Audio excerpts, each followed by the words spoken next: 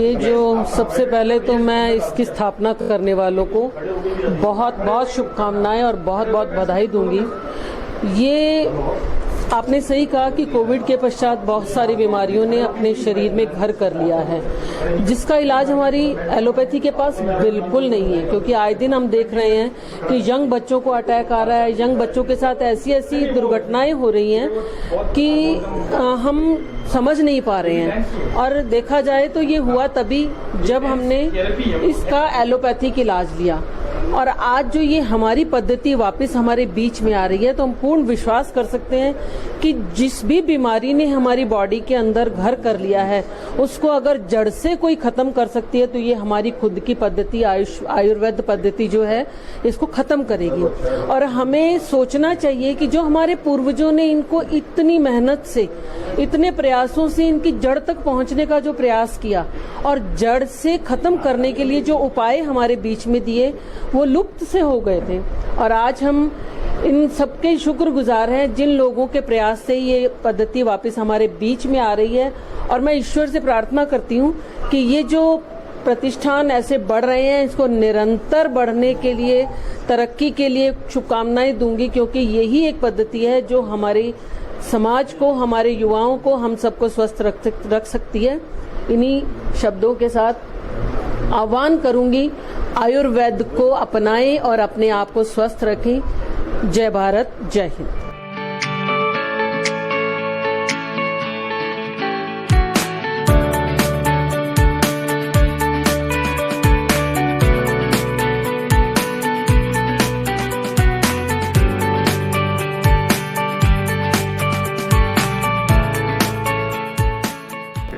सबसे पहले तो मैं DE9 को, जिन्होंने आज यहाँ हेल्थ वेलनेस सेंटर की स्थापना की है, उनको बहुत बहुत बधाई देता हूँ, उनको शुभकामनाएं देता हूँ कि ये सेंटर बहुत अच्छा चले। और इन्होंने बहुत अच्छी एक शुरुआत की है। जैसा आपने अभी कोरोना की जो बात की, कोरोना काल के अंदर जब कोरोना आया तो कितने लोग बाग, जो आपको ध्यान है, कितनी डेथ हुई, कितने लोग बाग परेशान थे। और आज भी कोरोना की वजह से बहुत सारे लोगों को जो है हार्ट अटैक और किडनी की प्रॉब्लम्स बहुत सारी हो रही है। लेकिन जिन्होंने आयुर्वेद चिकित्सा पद्धति से इलाज लिया, वो आज भी पूर्णतः स्वस्थ हैं। तो ये तो निश्चित है कि इस तरह की, मान लो ऐसी बीमारियां जिसका कोई इलाज नहीं था और उन्होंने आयुर्वेद को अपना के अपने आप को ठीक किया, तो इससे बढ़िया चीज़ लोगों के दिमाग में आ गई है कि आयुर्वेद ही ऐसा चिकित्सा विज्ञान है कि जिसकी वजह से हर व्यक्ति स्वस्थ रह सकता है। और इसके अलावा इस तरह के जो सेंटर्स हैं, ये राजा पार्क में नहीं, पूरे जयपुर में, पूरे राजस्थान में खुलने चाहिए, ताकि लोगों को आयुर्वेद के प्रति रुझान बढ़े। जब उनको ये बात पता लग गया कि आयुर्वेद से बहुत सारा इलाज हो सकता है और बिना किसी व्यवधान के, बिना किसी साइड इफ़ेक्ट के हो सकता है, तो वो अपने आप ऐसे सेंटर्स जब उनको मिलेंगे तो उन सेंटर्स पे जाके अपना इलाज कराएंगे।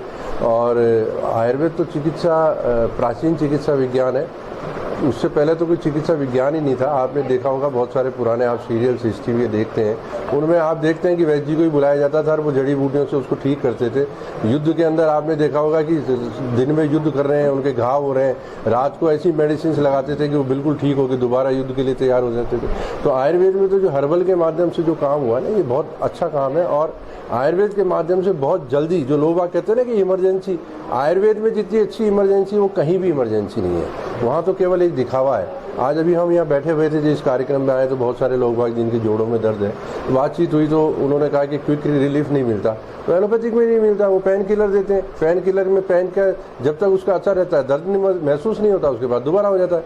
आयुर्वेद में ऐसा है कि अगर उसका इलाज लिया जाएगा तो वो बिल्कुल ठीक हो सकता है। आयुर्वेद से जो भी कोई बीमारी है वो बिल्कुल ठीक हो सकती है। और वर्तमान में तो जीवन शैली जन्य जो विकार है, और जैसे डायबिटीज़ है, हाइपरटेंशन है, थायराइड की प्रॉब्लम्स है, महिलाओं को कई तरह की प्रॉब्लम्स है, ये आयुर्वेद से ठीक हो सकती है, एलोपैथी ठीक नहीं हो सकती। और ये तो आजकल डॉक्टर्स भी जान गए हैं और डॉक्टर्स ने आयुर्वेद को अपनाना चालू कर दिया। बहुत सारे डॉक्टर्स को आपने देखा होगा, जो पेट से संबंधित जो ऐसे डॉक्टर्स हैं जो इनका इलाज करते हैं, वो आप देख लो ये सब बोल देते हैं, कोई सौंफ दे रहा है, कोई क्या दे रहा है, तो फिर क्यों दे रहे हैं वो? अगर एलोपैथिक में ट्रीटमेंट है तो फिर आयुर्वेद की तरफ वो क्यों जा रहे हैं? ये भी हमें सोचना पड़ेगा। तो आयुर्वेद चिकित्सा विज्ञान बहुत प्राचीन चिकित्सा विज्ञान है और आयुर्वेद को अपनाना चाहिए। और योग और आयुर्वेद के माध्यम से हम अगर रोजाना जो अपनाता है वो बिल्कुल स्वस्थ रह सकता है।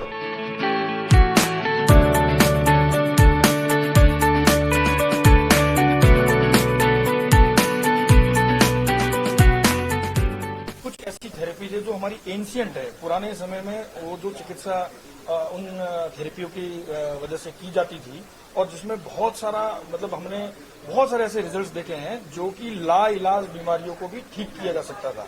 उन्हीं थेरेपी को हम लोग मेडिकेशन के साथ में, आयुर्वेद मेडिकेशन के साथ में, जो कि कम्प्लीटली रिसर्च बेस्ड है, उनके साथ में उस थेरेपी को जोड़ के हम लोग ने ये सेंटर की प्लानिंग की है, जिसमें हम लोग जो मुख्यतः जो जिसको अपन अनक्योरेबल डिजीज जिनको बोलते हैं, डायबिटीज हो गया, हाइपरटेंशन हो गया, या जो गठिया की प्रॉब्लम्स हैं, या मेल फीमेल की जो बहुत सारी समस्याएं हैं, लीवर है, किडनी है, इंसोमेनिया जिनको नींद वगैरह नहीं आती है, उसके ऊपर हम लोग एक थेरेपिकल जो ट्रीटमेंट्स हम लोग दे रहे हैं, जिसमें हमने रिसर्च बेस पे हमारे को बहुत अच्छे परिणाम मिले हैं।